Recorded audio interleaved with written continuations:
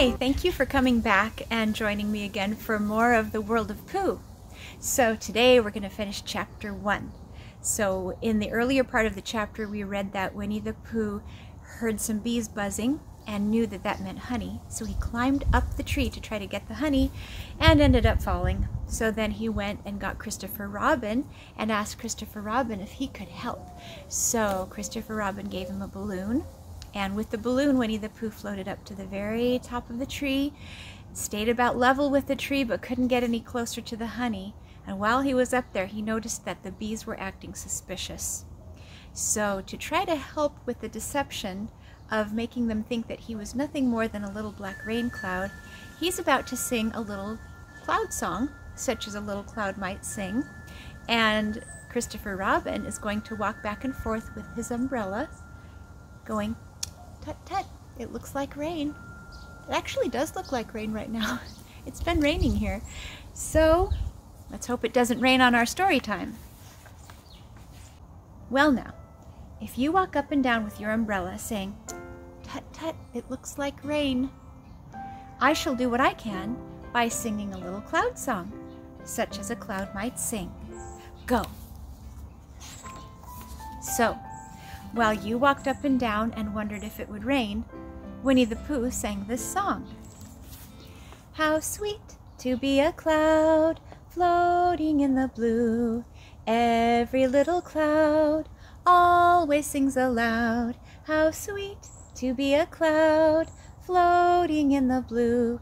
It makes him very proud to be a little cloud. The bees were still buzzing as suspiciously as ever. Some of them indeed left their nest and flew all round the cloud as it began the second verse of this song, and one bee sat down on the nose of the cloud and then got up again. "Christopher, out! Robin!" called out the cloud. "Yes?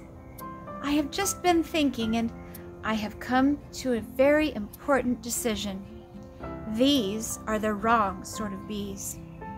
"Are they?"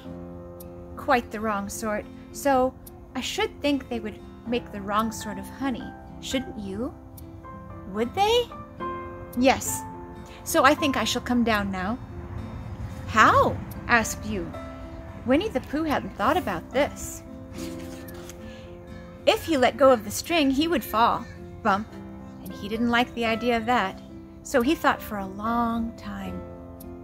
Then he said, "Christopher Robin, you must shoot the balloon with your gun. Have you got your gun?" "Of course I have," you said, "but if I do that, it will spoil the balloon."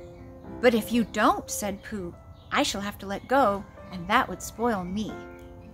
When he put it like this, you saw how it was, and you aimed very carefully at the balloon and fired. "Ow!" said Pooh. "Did I miss?" you asked. "You didn't exactly miss," said Pooh, "but you missed the balloon." "I'm so sorry," you said, and you fired again. And this time, you hit the balloon, and the air came slowly out, and Winnie the Pooh floated down to the ground.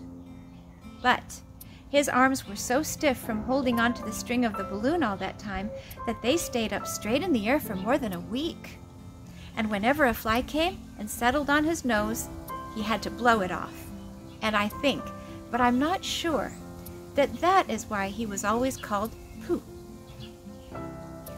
"Is that the end of the story?" asked Christopher Robin. "That's the end of that one. There are others."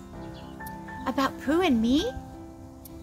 "And Piglet, and Rabbit, and all of you. Don't you remember?" "I do remember. And then when I try to remember, I forget." "That day when Pooh and Piglet tried to catch the heffalump?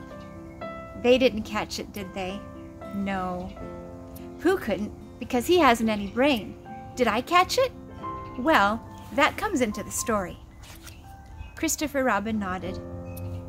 "I do remember," he said, "only Pooh doesn't very well, so that's why he likes having it told to him again, because then it's a real story and not just a remembering."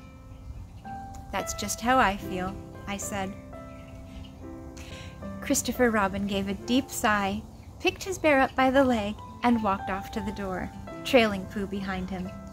At the door, he turned and said, "Coming to see me have my bath?" "I might," I said. There's Christopher Robin in the bath.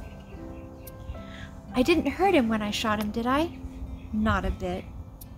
He nodded and went out, and in a moment I heard Winnie the Pooh bump, bump, bump, going up the stairs behind him. That's the end of chapter 1. It took us 3 or 4 visits to finish, and now we're done with chapter 1.